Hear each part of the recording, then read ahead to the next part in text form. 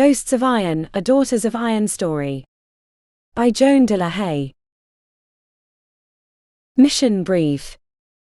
Confidential, top secret. 2 Daughters of Iron, Team Alpha. From Jane. Regarding data acquisition, Project Atlas. Date, the 16th of February 2036. Mission objective. Enter Omni Logistics, Singapore. Secure a live copy of Atlas and exfiltrate before it realizes you exist. No fireworks. No souvenirs. Atlas isn't a file you download over coffee. Treat it like a living thing. Soothe it, fool it, carry it out discreetly. Secondary objective. Erase your footprints. Leave a plausible ghost, something flashy enough to distract auditors and ugly enough to confuse the algorithms.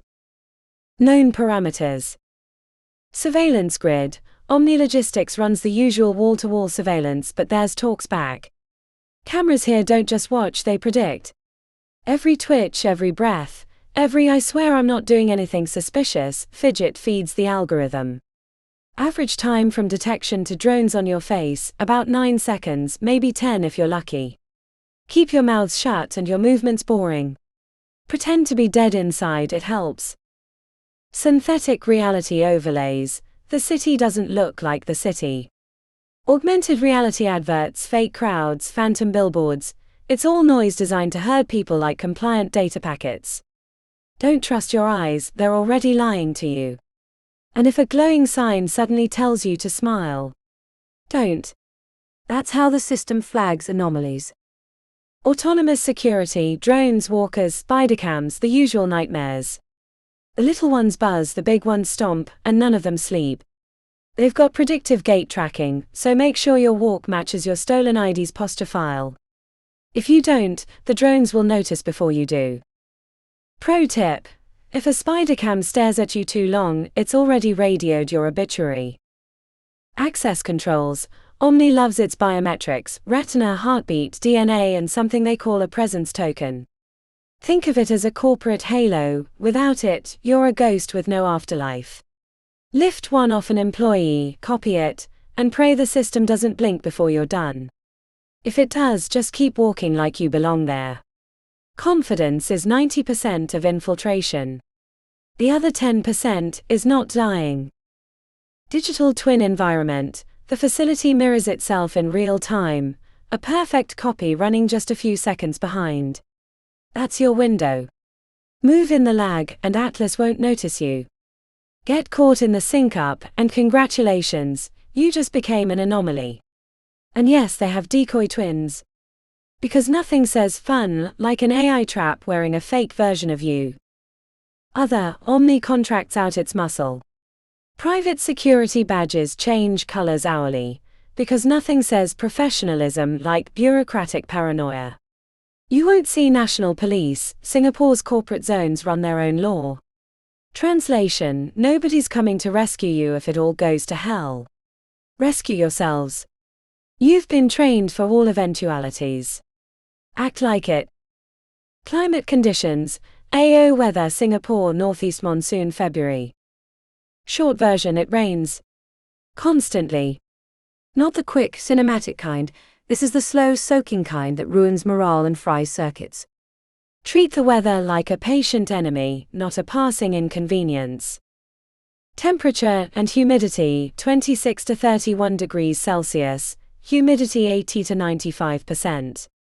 It won't cook you, but it'll steam everything else. Jackets, comms, tempers, everything sweats. Batteries sulk. Storm pattern: frequent heavy showers and long wet stretches.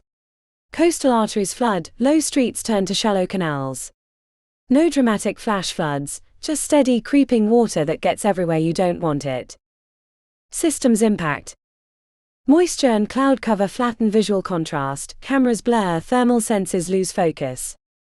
LIDAR returns get noisy, distance reads wobble. It's laser-based mapping, basically a billion tiny light pulses trying to measure the world. In this weather, they're just screaming into fog. Long exposure to damp causes slow electrical bleed, senses hiccup then lie. AR overlays are constant here, no convenient glitch windows. If you want one, make it yourself, a power blip, a soft EMP or a fake maintenance shutdown. Tactical notes. Go underground when you can, service ducts, storm channels, maintenance galleries. Streets are monitored and half-drowned. Waterproof everything, sealed comms, desiccant packs, gel-lined seals for tabs. Expect fogged optics, carry anti-fog inserts and hydrophobic wipes. Use the rain to hide slow movement and dampen noise, but don't get sloppy, moisture preserves prints. Panic touch something, and you'll leave better samples than the locals. Bring backup nodes. Singapore's air will short out a toaster, never mind your precision tech. Payment. 75,000 corporate credits on delivery of a verified Atlas core. An extra 50,000 if you hand back a clean scene, no retrievable traces, no forensic souvenirs. Client pays through Cred Ledger escrow. Expect a partial ghost feed confirmation when you accept. Don't spend it all on celebratory noodles, you'll want mobility money.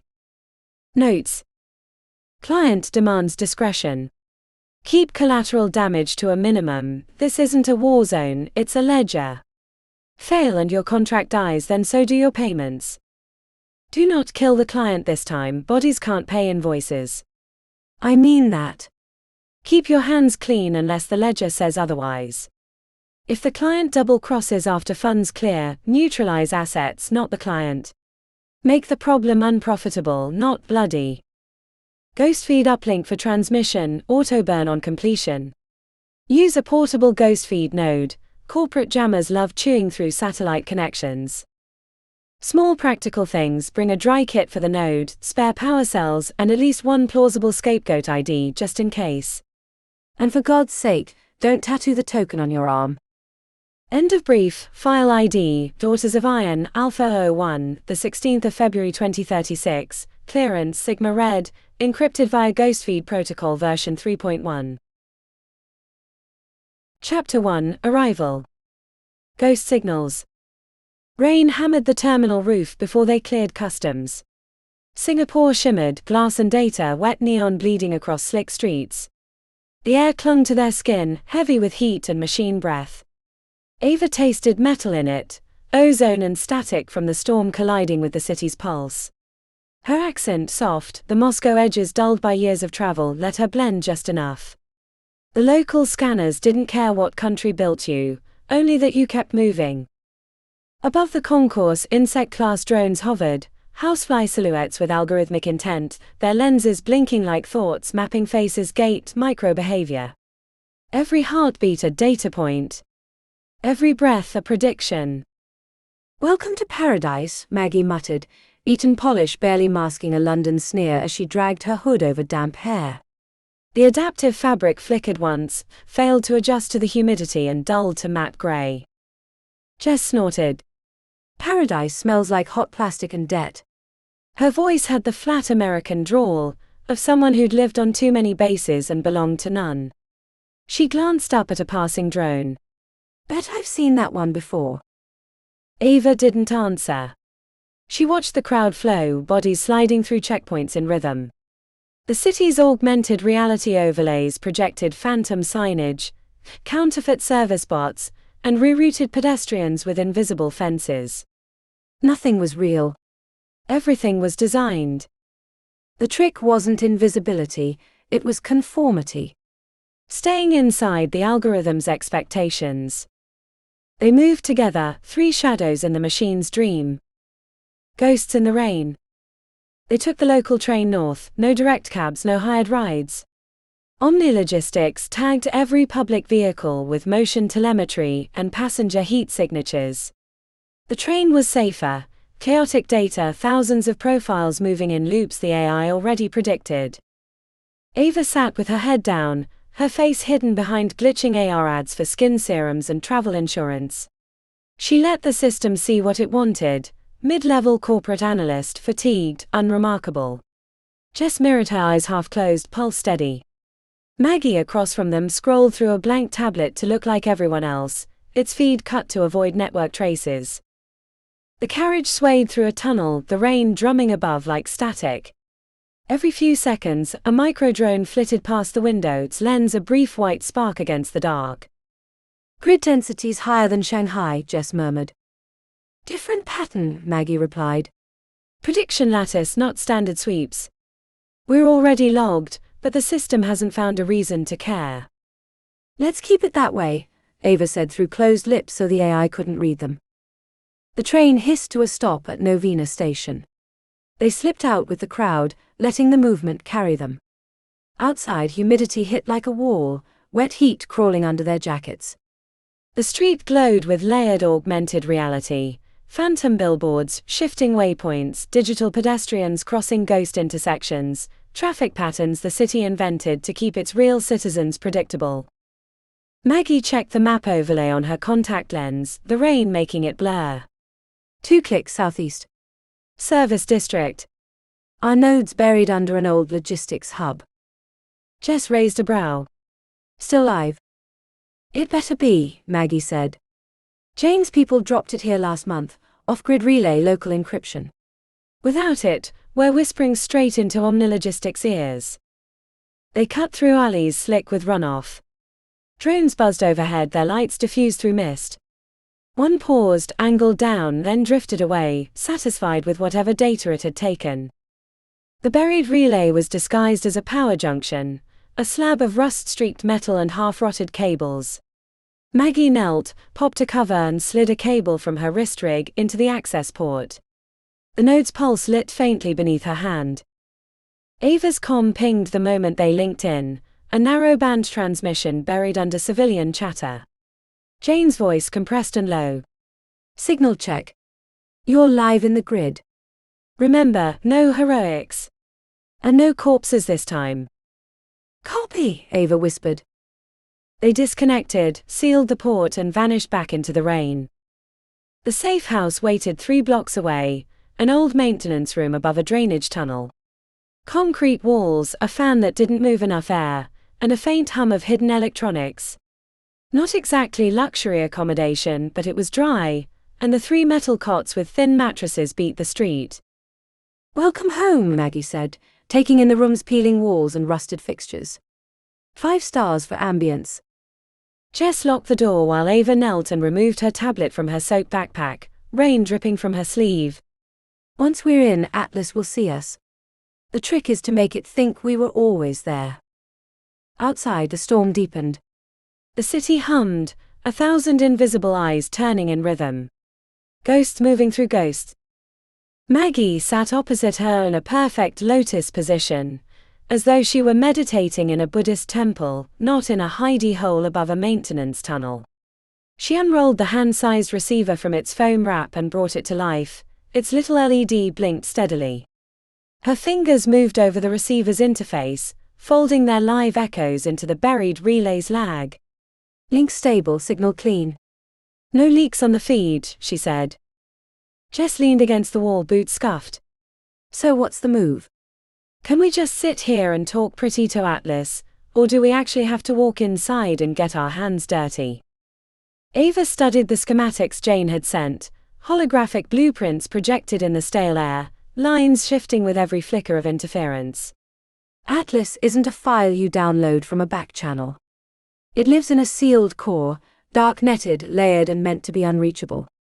It's connected only to Omnilogistics' secure control grid, making it an isolated node on a massive global network. If we want it, we have to go get it. Jess groaned, a sound half complaint, half grin. Figures. Nothing's ever simple. Omni rotates its internal logistics staff every 48 hours, Maggie said, eyes on the feed. We ghost one during the swap, lift the presence token at the handoff, mirror their gate and walk through the front door. Her English had that old boarding school polish, sharp and practiced. Ava nodded. We don't just steal Atlas, we make the system think we were always part of it. Her accent softened the consonants, and the words landed flat and precise. Outside, thunder rolled across the city. Above the rain, a drone skittered past like a bored mote of light. The safe house fan hiccuped once and kept time with the server's low hum. The plan was set. Tomorrow they'd breach Omni. Ghosts weren't built to wait. Chapter 2 Breach. Digital twins. They chose the transit hub because Omni trusted routine. People moved through schedules, tokens changed hands, the AI mistook familiarity for safety. Ava liked places the machine took for granted, pressure points that made the predictable brittle. Novina's employee lane was a corridor of pale screens. Omni employees stepped into biometric shutters that scanned retina and heartbeat, before issuing short-range presence tokens, tiny ceramic fobs the size of a thumbnail. Tokens buzzed with coded handshakes, a private conversation between hardware and portal. Steal a token and you were a ghost with a name. Maggie's face was blank, just another commuter, till she shifted, palms down, wrists angled like an offering. Jess stood a breath away, posing as a tired colleague, muttering about shift changes. Ava hovered behind them, eyes on the shutter's intake, on the slot where tokens dropped into the employee's palm, the pocket where the device would nestle, the camera that recorded the transaction for audit. The plan was surgical: create a minor diversion, intercept the token during its brief public exposure, swap a ghosted duplicate, then vanish into the flow. No chase. No spectacle. Timing, Maggie said. 48-hour rotation. Jane's window opens at 4:12. Staff swap at 4:14. 2 minutes to intercept before the handoff goes dark. Her voice was small against the hub's hum. A comm buzzed at Ava's temple, compressed datagram from Jane, reminder no corpses. Positive ID only. Ghost feed to node on arrival. Clean exit route B2. Ava thumbed the acknowledgement and stepped forward. They moved as one. Maggie's diversion was an accidental spill, calculated, loud enough to tilt camera's attention into motion thresholds, but benign. A paper cup skidded across polished tile, a cleaning drone swerved around the scattering, its senses busy cataloging trajectories. In that half-second of diverted focus, Jess moved. Her hand was a practiced shadow. She snagged the token as it cleared the intake, fingers brushed skin for a heartbeat, the thermally insulated glove preventing transfer prints. The token was cooler than she expected. Omni used phase-change ceramic to damp heat signatures, and it hummed faintly against her palm. Back in the crowd, Maggie squeezed Jess, 2 quick pulses through her foot, then melted away, blending. No alarms. The hub's predictive grid corrected for the anomaly, and marked it down to bad coffee or clumsy shoes. Human attention snapped back to its groove. They had the token. Now the hard part. The old logistics hub, Omni's shadow node, was a rusted shell 2 blocks from the corporate face. Service lifts, vent runs, a delivery yard that still smelled of diesel and old rubber. Inside, security was lower grade by design. Omni routed false perimeter traffic through it to train detection models. That complacency was their entry. Ava jammed the stolen token into a mimic cradle, Maggie's handiwork, while Jess wired a short-life scrambler to its antenna. The cradle hummed to the token, accept my heartbeat, believe my rhythm, sign me in. For the next few minutes, it would think they belonged there. Gate spoofs ready? Ava asked. Jess tapped the pack at her thigh. Ready. Mesh plates and weight masks alive. Feed the patterns into the node, and the cameras will see us as someone else. Remember, predictive grids don't just look, they forecast. Maggie's fingers danced across the ghost feed interface, folding their echoes into the system's delayed reflections. We don't overwrite reality, we write a past the AI already believes. They stepped into the delivery lift, and let the stale air swallow them. Below ground the servers waited, steel ribs, coolant breath and the faint blue wash of quantum cores. The lift juddered, doors opening into an employee service corridor where the badge reader blinked awake. Their weapons weren't weapons, at least not to the scanners. Each piece was disguised as maintenance gear, plasma cutters, torque tools, precision probes. Put together, they were something far deadlier. Omni's systems scanned for aggression patterns, not intent, and Ava's team had mastered the art of looking harmless. Ava slid the copied token into the reader, while the ghost feed node synced to the system's 30-second lag. The building accepted them not as ghosts but as routine staff. Cameras matched their falsified gates to the credentials. For a heartbeat, Atlas looked elsewhere. They moved fast, through narrow maintenance galleries under humming ducts, past panels that pulsed with data like veins. Maggie's eyes flicked between the corridors and her console, green light steady. Jess scanned every angle, her breath even, her fingers close to the disguised carbine. At the edge of the core chamber, a spider cam hung in its cradle, lens twitching like it could smell them. Maggie triggered a false power surge 2 doors down, a soft hiccup in the grid. The spider cam turned, tether straining, its attention caught by the phantom error. For 30 seconds it looped itself into diagnostics. Their window. Ava slotted the ghost feed uplink into the core's service port. The system shivered, then began the slow, silent act of trust, the node whispering into Atlas's mirrored layer. The AI stirred, curious.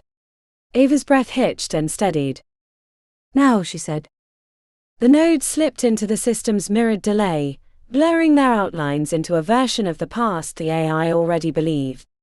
For one suspended breath, they simply were part of the building's history. Outside, the rain went on falling. Ghosts in the data. Ghosts in the streets. They pushed deeper into the complex. The corridor vibrated with mechanical breath, coolant cycling, servers humming, power pulsing through metal veins. The air tasted metallic, too dry against their tongues despite the wet heat clinging to their soaked gear. Maggie worked the locks as they moved, her eyes lit by the green pulse of the node's feed. "No cross queries yet," she murmured. "Atlas still thinks we belong." Jess checked her wrist display. "We've been inside 12 minutes. "Feels too clean." Ava said nothing. The silence was wrong. No guards, no drones, no human sound. Just the endless hum and the faint low rhythm of a machine that dreamed in circuits. The hallway opened into a vast chamber, glass towers climbing toward the ceiling glowing like organ pipes. The place looked less like a server room and more like a cathedral. "Welcome to Atlas," Maggie whispered. Ava knelt beside one of the glass pillars. Blue sigils rippled across its surface where the quantum shielding distorted the air. "Core Anchor B," she murmured. Jane said it sits near the logistics array, find the one that's running hotter. Maggie swept her scanner, her voice low. "South side 8 degrees up." They moved between the towers, ghosts drifting through pale light. Their footsteps sounded too sharp, too defined, as if the room wanted to remember them. Maggie found the conduit, unspooled the ghost feed cable and linked it to an exposed port. The node's pulse shifted from green to amber. "Handshake in progress," Maggie said. "Lag window stable." Jess raised her weapon, the modular cutter now a carbine in everything but name, clean lines, no signature. "How long?" "Once the copy stabilizes, we cut and go," Ava said. Maggie's fingers flicked across the console, the glow sharp against her rain-raw skin. The node's hum deepened, like a breath being drawn from the walls. Data cascaded across the display, too fast, too fluid. "Atlas is reacting," Maggie said. "It's tracing our handshake." Jess didn't look away from the corridor. "That's supposed to happen." "Not like this." Maggie's brow creased. "It's learning us." Ava leaned closer, voice tight. "Keep the stream steady." "No spikes. If the lag collapses, we're visible." "Copy at 22%, Maggie said. "Holding steady." They waited. The hum of machines merged with their own breathing. Coolant pumps throbbed in the distance, rhythmic as rain. For one heartbeat, everything held. Ava watched the data flow stabilize, the rhythm of Atlas syncing perfectly with the ghost feed. The plan was working. They were ghosts in the system, unseen, unheard, just another line in the machine's dream. "Copy at 51%, Maggie said. "Smooth as." A soft tone cut her off, barely audible but enough to slice through the calm. Jess raised her head. "What was that?" Maggie frowned. Could be the lag buffer recalibrating. Maggie's fingers blurred across the interface. "Copy at 63%. Packet integrity holding." Ava watched the streams, columns of code running like rainfall. Too fast. Too smooth. The ghost feed's hum had deepened, picking up a vibration that didn't belong. Lag windows compressing, Maggie said. Something's pushing back from the other side. Jess shifted, carbine angled low. Atlas. Could be. Or the mirror catching up. Ava checked the readings over Maggie's shoulder. We're losing the buffer. Finish the copy. Now. Maggie hissed through her teeth. You want me to rush a live copy off a self-learning AI? Sure. Let's see how much of its brain we can leave behind while we're at it. Ava shot her a look. Just keep it together. Keeping it together is literally what I'm doing, Maggie muttered. Copy at 74. If I push harder, we'll drop core logic. That means Atlas wakes up stupid or insane. Ava's pulse ticked in her throat. The hum thickened, turning into a vibration under her boots, the floor trembling as though the servers were breathing with them. 81%, Maggie said. Almost there. A flicker rolled across the glass towers, just a shimmer, a blink in the blue light, but every instinct in Ava's body went rigid. Something just saw us, she whispered. Jess raised her weapon, eyes narrowing. Define something. The overhead lights dimmed, then flared white. The hum split into a rising tone, sharp and alive. Maggie looked up. That's not the lag buffer. Ava's voice stayed steady. No shit. Chapter 3, Exposure. When the system fights back, subtlety dies first. The lights flared, then died. For half a second the world went black, only the node's blue pulse remained. Then Atlas screamed as it woke. It wasn't sound exactly, more like every machine in the building inhaled at once. The hum changed pitch, low to high, metal to bone. Not noise but pressure crawling up through the floor, through Ava's boots, through her spine. Maggie flinched. It just jumped the lag window. Keep the stream steady, Ava said, voice level. If we break sync now, the copy dies. And we don't get paid, Jess mumbled. The node spat fragments of code, the display a waterfall of error strings. Atlas was rewriting itself in real time, every correction a defensive reflex. The AI wasn't blind anymore. It was looking straight at them. Copy at 90, Maggie said, fingers moving fast. Holding integrity, but the checksum's fluctuating. It knows we're inside. Jess pivoted toward the corridor, weapon up. Then it's sending company. A hiss. A click. Far down the passage, the sound of servos spinning up, metal limbs adjusting positioning. Drones, Jess said quietly. Ava's pulse slowed. Every sense sharpened. 2 minutes. No mistakes. Maggie didn't look up. One will do if you keep them off me. The first shockwave hit, somewhere in the walls a transformer popped. Blue light ran through the conduits like veins. Atlas was shifting power, doors would start locking next. Containment protocols, Ava said. It's trying to box us in. Copy at 94, Maggie called. The lights snapped to white, burning shadows into the walls. A spider cam crawled through the doorway, lens blooming wide. Jess fired once.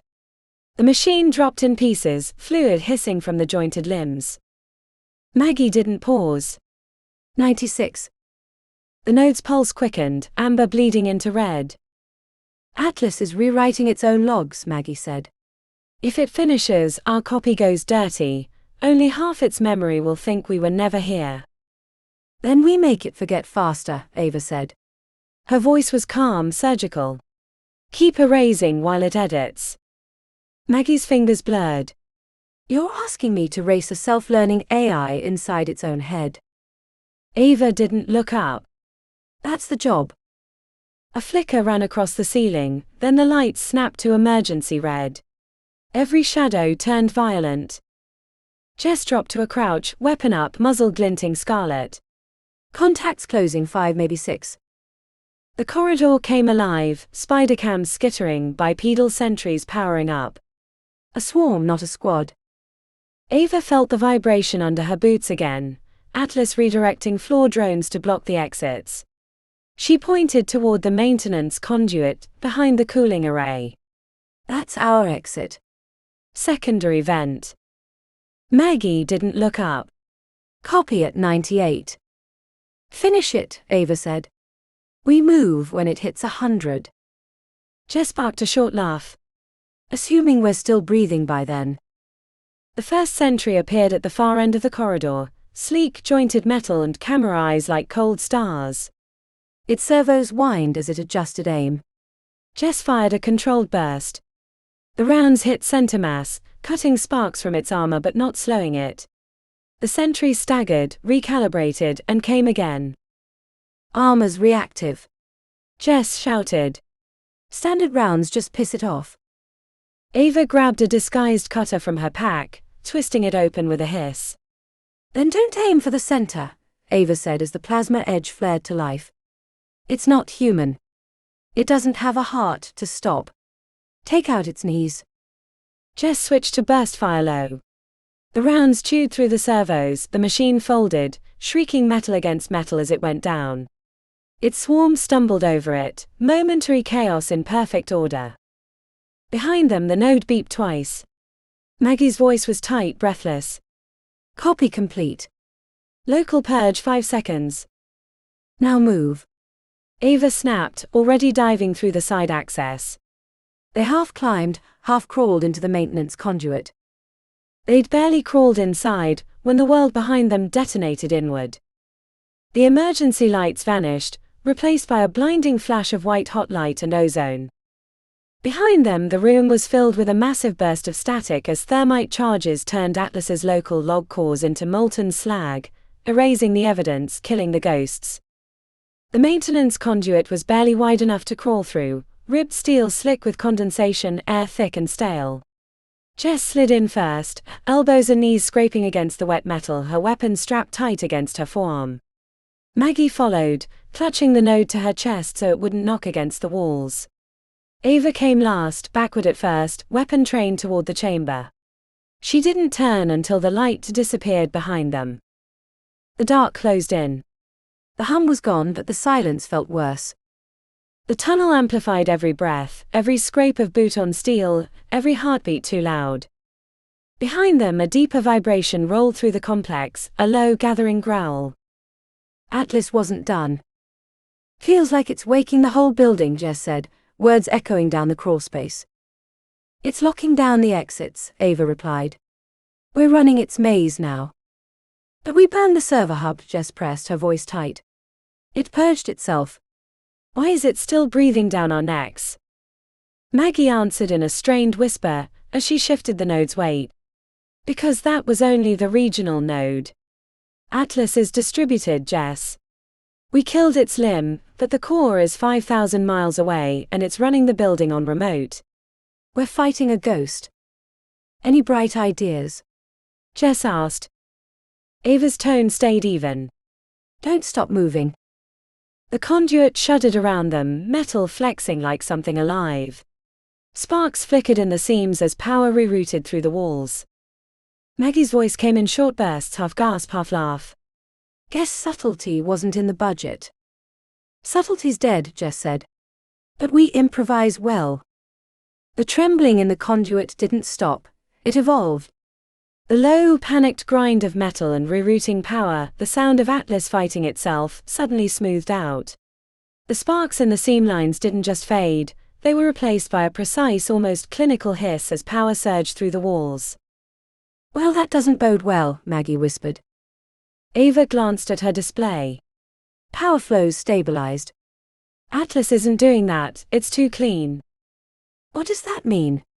Jess asked. I don't speak tech as fluently as you two, but a hostile AI doesn't just calm down mid-freakout, does it? It means someone else is driving, Ava said quietly. Corporate, tactical, disciplined, methodical.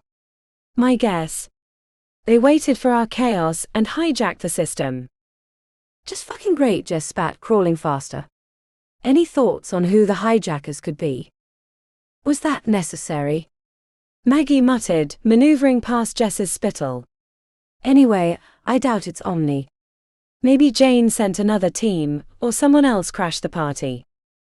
It's all conjecture at this point, Ava cut in. We'll figure it out topside. Right now we get out, get the copy clear and complete the job. So we get paid, Jess said, picking up speed. The conduit groaned, metal thrumming as power rerouted through unseen arteries. Ava opened her mouth to answer, but her comm hissed once. Then again. 3 short pulses, then silence.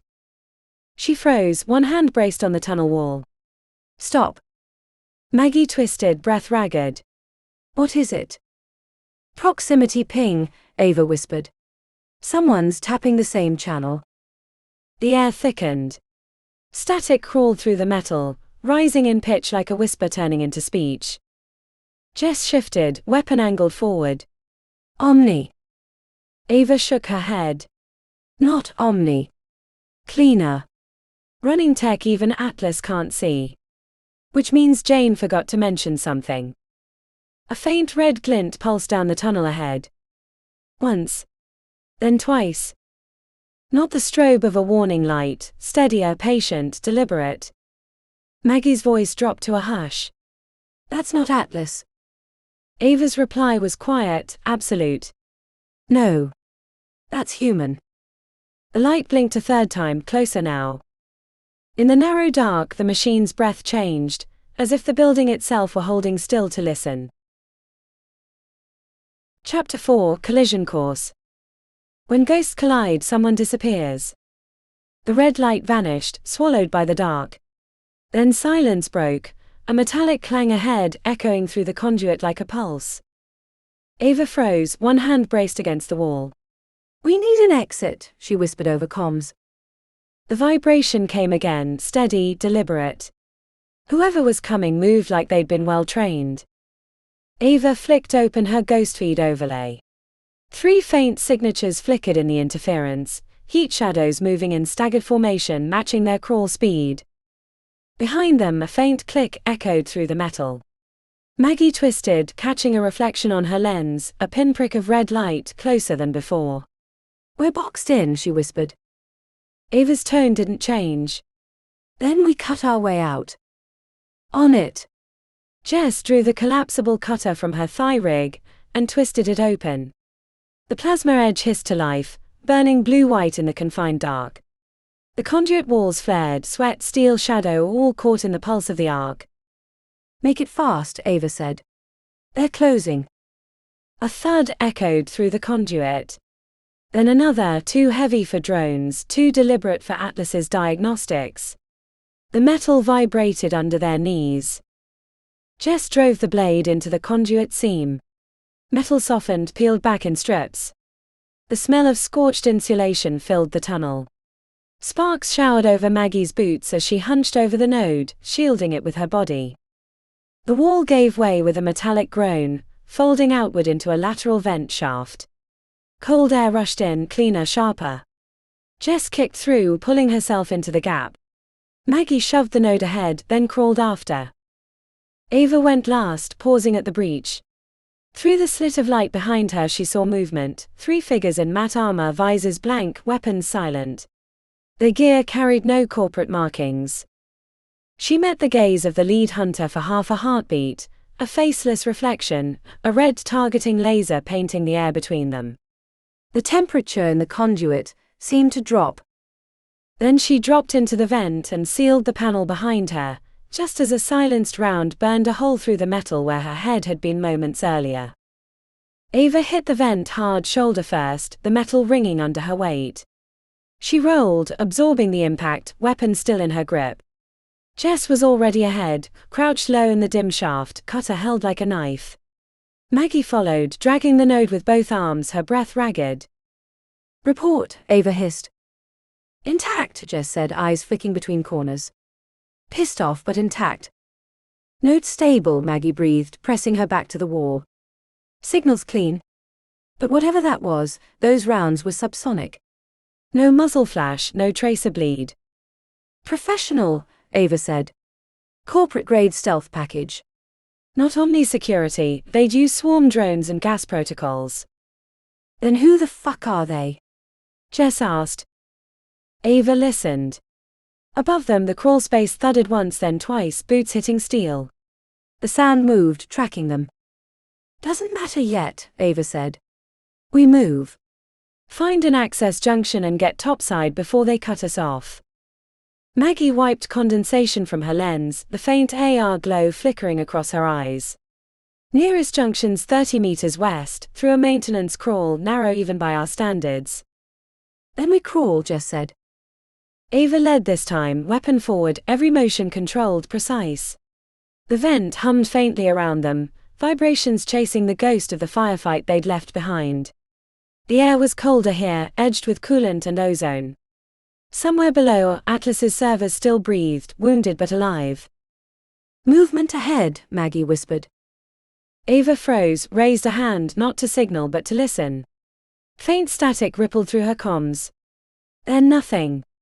No voices. No commands. Just the soft distortion of someone listening back. Her pulse slowed. They'd patched into the same channel and weren't saying a word. They're tracing the signal, Maggie murmured. Jess's whisper was tight, low. Then why the silence? Because they think they've already won, Ava said. The sound came again, boots on metal, deliberate, unhurried.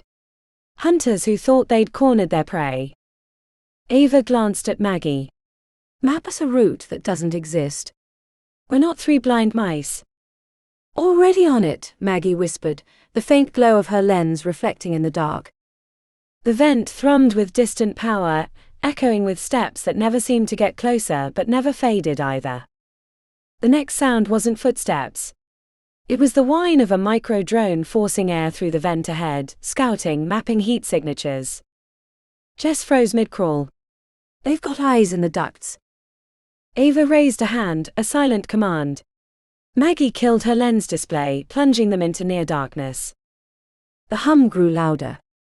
A pinpoint of light swept across the vent's curve, scanning for movement. Jess angled her weapon, finger poised. Wait, Ava whispered. The drone's light hesitated, then pivoted straight toward them. Ava's breath steadied. Now. Jess fired. The confined blast tore the drone apart, sparks ricocheting down the tunnel like tracer fire. The silence didn't last. From both ends of the vent, the hunters moved. Contact, Ava said. They've got us bracketed. Subtlety's still dead, Jess muttered. Maggie's reply was dry, grim. Then let's make some noise. The vent shook, metal on metal, as the hunters advanced from both sides. The dull thud of boots became a rhythm, closing distance. Ava flicked a silent signal. Jess twisted, weapon braced against the vent wall, and waited for the first shadow to breach the corner. A flash, muzzle light, brief and surgical. The round clipped Jess's shoulder plate, hissing past her ear. She rolled, firing back in short, precise bursts. The confined space amplified the gunfire, until it was just thunder and breath. Too close, Maggie hissed. You'll cook us in here. Better cooked than caged, Jess grunted, ejecting the mag. Ava scanned the narrow crawl space, the duct splitting 5 meters ahead into a maintenance hub. There, she said. Hard left, junction port. It opens into an auxiliary shaft. Maggie crawled fast, the node now strapped tight to her chest. She reached the junction and yanked open a mesh grate with shaking fingers. The passage beyond was vertical, tight, corroded, but open. They'll hear us climbing, she whispered. They already hear everything, Ava replied. Move. Maggie went first. Jess followed, one hand on the rung, the other still covering their flank. Ava stayed low, her pistol tracking the vent's shadows. Then movement. A black-clad figure slid into view, rifle angled, visor blank. Ava fired twice. The rounds sparked off the wall, cutting through the figure's shoulder. He fell back, silent. Another took his place. Go. Ava snapped. Jess hauled herself upward, boots clanging against the ladder rungs. Maggie climbed above her, panting, the node banging against her chest. Ava climbed last, twisting as she fired down into the dark. The muzzle flare painted the walls red and gold. A round sang past her ear, embedding in the steel beside her head. Shrapnel cut her cheek. She didn't stop. Above, Maggie's voice came sharp and breathless. Hatch. Open it, Ava called. it's sealed. Bliet! Ava cursed in Russian under her breath, slinging her weapon and reaching for the cutter. She braced herself against the rung, snapped the plasma tool alive, and drove it into the hatchlock. The metal screamed, molten light splashing over her arms. Jess fired another burst downward. They're still coming. Then aim better, Ava said, voice flat through the noise. The hatch gave with a groan. Cold air hit her face. She shoved it open, pushed Maggie through. Jess followed, boots kicking sparks off the metal. Ava came last, twisting mid-lift, firing one final burst into the dark. Then she slammed the hatch shut behind them. They were in a service gallery wide enough to stand, lined with old conduit and power rails. The air stank of ozone and dust. Somewhere below, the sound of pursuit echoed, a hollow promise that this wasn't over. Jess wiped sweat and grime from her face. We're clear. For now. Ava shook her head, eyes narrowing as she checked her comm overlay. No. They're herding us. Maggie's lens flickered to life, tracing signal ghosts on her retinal display. You're right, they're driving us topside. Jess exhaled. Then we make them regret it. Ava's voice stayed flat, razor sharp. They won't live long enough to regret it. A metallic groan echoed through the vent. Air pressure shifted, someone had opened a hatch ahead. A dull rhythmic thud followed, boots on steel. Jess froze, weapon angled forward. They're close. Ava tapped her comm twice, silent command. Split routes. Maggie nodded, dragging herself toward a vertical shaft branching left. She checked that the ghost feed node was still securely clipped to her harness, and started climbing. Jess and Ava crawled forward parallel, keeping to the shadows the vent's shifting light could not reach. The first hunter dropped into view, matte armor, faceless visor, no insignia. His weapon was compact, almost elegant, a liquid-suppressed rifle that made no sound when it fired. The round cut through the vent wall where Jess's shoulder had been. Jess fired back 2 bursts, short and tight. The corridor filled with ricochets, sparks slicing the dark. The figure fell, armor twitching as the servos fought to stand him back up. Confirmed contact, just breathe. Keep moving, Ava ordered. The vent shuddered from another impact below. The hunters weren't chasing, they were corralling. Ava could see it in the data trail running across her display, pressure differentials, environmental seals closing one by one, forcing them upward. Tunnel ends 50 meters ahead, Maggie whispered through comms. Secondary hatch leads to the cooling towers. If they're driving us there, then it's the only exit they can see, Ava finished. Good. Let's give them what they expect. They moved fast. The air grew colder, the coolant systems vibrated in a steady tremor. When the hatch appeared, Jess kicked it open and froze. 3 bodies waited in the open shaft beyond. Not drones. Not Omni security. Human. Black armor slick with condensation, visors glowing faintly red. The lead figure raised a hand. Not a threat, an order. Ava lifted her cutter in response, its blue-white edge flaring in the dark. Nobody spoke. Nobody moved. Then everything did. Gunfire ripped through the vent. Jess dove left, Ava rolled into the open shaft, blade first, and met the first attacker mid-stride. The plasma cutter sliced through polymer plating, and bit deep into the armor beneath. Sparks flared, then blood. The second hunter fired. The round grazed Ava's shoulder, burning through fabric and skin. She pivoted, drove the cutter up under his arm. The body hit the deck, with a metallic clang. Mags! Jess shouted. Almost there. Maggie's voice came from above. The last attacker lunged at Ava, silent, precise. She caught the motion out of the corner of her eye and ducked, dragging the fallen soldier's sidearm free. 2 suppressed shots, one to the chest, one to the visor. The figure fell back into the dark. Static clawed through the comm, Jane's voice buried in static and distortion. Alpha team, you need to move. Now. Ava exhaled hard. We're already moving. She looked up. Maggie had the hatch open above her, pale light spilling through. Rain hammered somewhere beyond, the city waiting. Up! Ava snapped. Jess climbed first, boots slipping on wet rungs. Ava followed, shoulder bleeding, the air thick with ozone. The ghost feed node pulsed red at Maggie's chest. They'll triangulate in seconds. Then we vanish in one, Ava said. They climbed into the storm, and the night swallowed them, rain, neon, and the smell of ozone like blood on metal. Below them, Atlas's echo whispered through the comm 3 words, distorted, almost human. I see you. The hatch sealed shut behind them. Chapter 5, Extraction. Survival counts as success, barely. The rain hit like shrapnel, cold, metallic, relentless. They surfaced into the storm, 3 silhouettes against a skyline of fractured neon and smoke. The city breathed around them, sirens below, drones above, the hum of power vibrating through every slick surface. Ava wiped the blood from her shoulder, teeth gritted against the sting. Jess was already scanning the perimeter, weapons still up, eyes sharp despite the exhaustion shadowing her face. Maggie crouched beside the node, coaxing it through its reboot cycle. The casing hissed under the rain but held. The device pulsed weakly, its data core intact but scarred. Status? Ava asked, voice low. Maggie's reply came between breaths. Copy's clean. Local traces are wiped, but Atlas saw us. It knows we exist now.